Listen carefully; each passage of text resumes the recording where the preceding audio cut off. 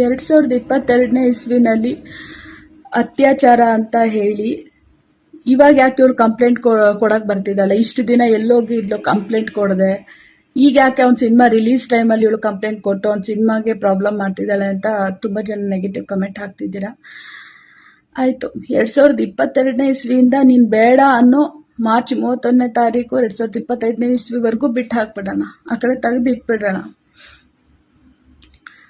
ನೀನು ಬೇಡ ಅಂದರೆ ಬೇಡ, ನೀನು ಹಂಗಿದ್ಯಾ ಹಿಂಗಿದ್ಯಾ, ನಾನು ಇನ್ನೂ ಆ ಲೆವೆಲ್ಗೆ ಬೆಳಿಬೇಕು ಈ ಲೆವೆಲ್ಗೆ ಬೆಳಿಬೇಕು, ನಾನು ಇನ್ನೂ ಅವ್ರ ಜೊತೆ ಇರಬೇಕು ಇವ್ರ ಜೊತೆ ಇರಬೇಕು ಅಂತ ಹೇಳಿ ನನ್ನ ಬಿಟ್ಟು ನಾನು 1 ಮಂತ್ ಹಾಸ್ಪಿಟಲೈಸ್ ಆಗಿ